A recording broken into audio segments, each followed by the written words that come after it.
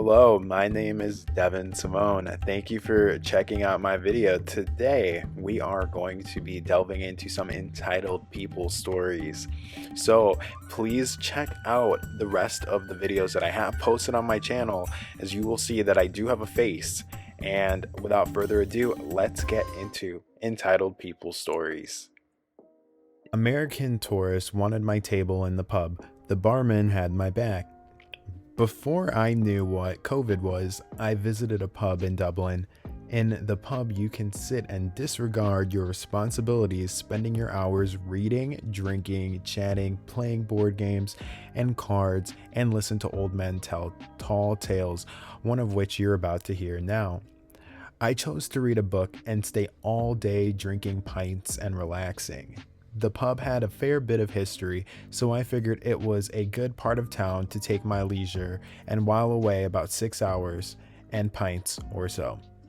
It was about 3 p.m. by this point. I'd been there since about 10 and had drunk about 5 pints leisurely and gotten a fair chunk of my book read. It was busy, but not too loud. Until, however, a particular group of girls came into the pub. I heard them before I saw them. They were fresh off the plane with their suitcases in tow and all wearing sweatshirts with big letters on them saying to me they all went to American universities. There were no seats left. I was sitting at a corner table and had about 4 unused stools around which anyone was welcome to take or to join me. "Excuse me," a voice did cry. "We want to sit here." "You can if you'd like. There's plenty of room," says I. "No, sorry, you don't understand. We want you to move so we can sit there." "Well, I'm not ready to move yet. Why not sit down here with me? It's perfectly fine and I don't mind the company."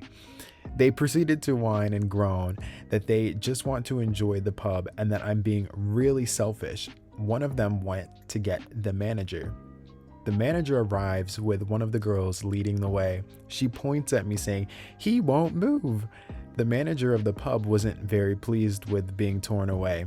And why would he? He's been here all day.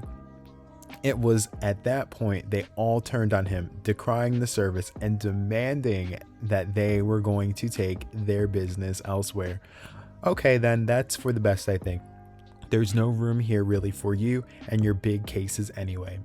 He gave them some nice recommendations in the area, and away they went. The barman comes over with a card reader asking if I wanted another pint and mentioned that I looked pretty comfy, so I didn't look like I wanted to move. Proceeded to have a couple more pints, chuck a $5 in the tip jar, and then get the F out pretty sharpish after that. Someone else could have been using that table. How selfish of me. New hire calls mom to get out of doing dishes. So before I begin, there are some things you should know. When this had happened, I was in a wheelchair for medical reasons, so I could still walk and move around, but doing so was a big risk because my legs have the possibility to give out at any point. So it started like any other day working at the drive-thru. I began making the large container of sweet tea. Shortly following, the manager said that I was getting a new trainee, which I thought would be no problem. Fast forward to the lunch rush. I'm training the new hire and we're getting relatively busy. Therefore, I decided that it would be difficult to get the dishes done while serving customers. In turn, I asked the new guy if he would be able to get the dishes done for me while I handled the influx of people and proceeded to think nothing of it as he walked towards the dish pit. Then, out of the corner of my eye, I noticed that he's on his phone, so I took a moment to ask him what he was doing, to which he responded that he was calling his mom to contact the manager so he didn't have to do the dishes. My initial reaction was disbelief in that he was actually calling his mother. Then that disbelief turned into silent anger, which prompted me to tell him to just continue his phone call in the manager's office and to stay out of my way. I then did something that I wasn't supposed to do at the time with my specific medical problems. With every fiber of my being now fueled with the ire of 1,000 suns, I got out of my wheelchair and proceeded to run both the drive-thru and wash every single one of the dishes. As I began to trudge back towards my wheelchair, I collapsed due to overexertion of my muscles. My manager made sure I was okay, so I explained what took place with the trainee. He told me I was good to go home, and as I was leaving, I heard yelling at what I can only assume was aimed at the trainee. I surmise he got fired because I never saw him again. I also then got my first raise there. I still don't know why that irked me so much in that moment, but it was apparently enough to get me to risk my own health over. Entitled child and entitled mother demands presence, and entitled mother thinks she's a queen. Tales from the compound. Please see previous posts for more context. The people hath spoken, and I will now share another of my tales from the compound, concerning once again the entitled mother and the entitled kids, Anna and Francis, not real names.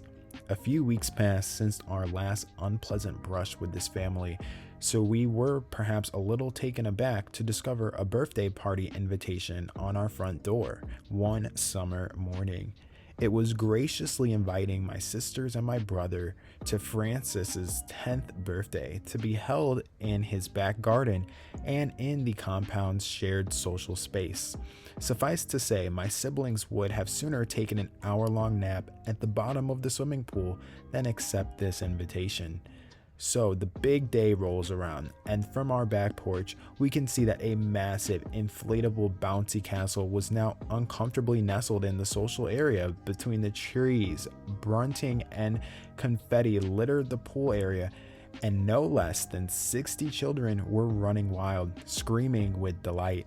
But then a particularly peculiar sight presented itself. A true spectacle.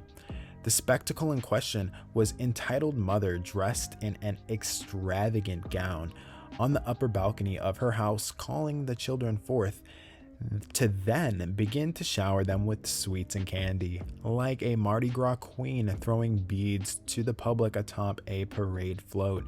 The children all cheer as a bowl after bowl of candy is thrown from above, and by this point my family and I have seen enough and go inside. The cheers and screams seemed to die down by around 5 that evening.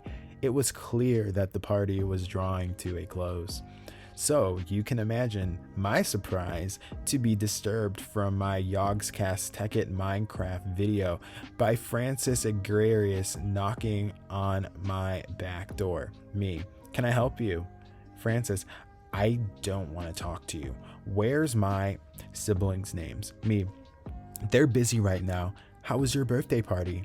Francis, well, get me my present then. Me, your presents? Francis, yes, the one from my brother and the one from my sister. He begins to try and step into my doorway to find his presents, but I stop him. Me, they haven't got you anything as they didn't go to your party. Francis, they were invited, therefore I want my effing presents. Francis screams for his nanny at the top of his lungs, who quickly appears with arms full of his previous gifts.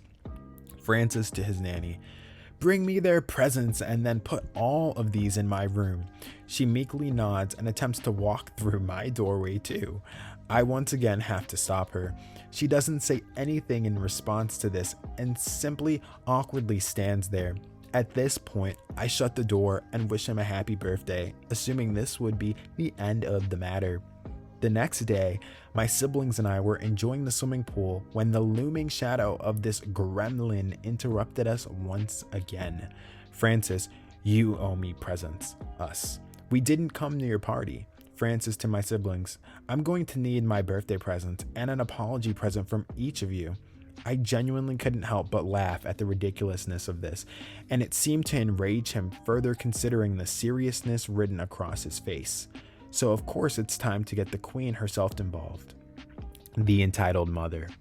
After rushing off in a huff, Francis returns with her, and she seems even less happy to see us than we are to see her. Entitled mother. What have you all done to upset my child this time? Me. He's demanding gifts from us that we don't have. Entitled mother. Well, why not? Me. Because we don't. Mother. It's his birthday. Me. I'm aware. She starts to speak slower and more enunciated, as if I'm the slow one and not quite getting the obvious. Entitled mother, on a birthday, you give presents. Me, we understand how birthdays work. Entitled mother, good. Then you should understand why my baby is upset. She proceeds to stand there with her hands on her hips expectantly, as if we were meant to get out of the pool and present her son with gifts that second. We of course did no such thing and continued with our swimming session, leaving her there on the edge of the pool, red-faced and irked.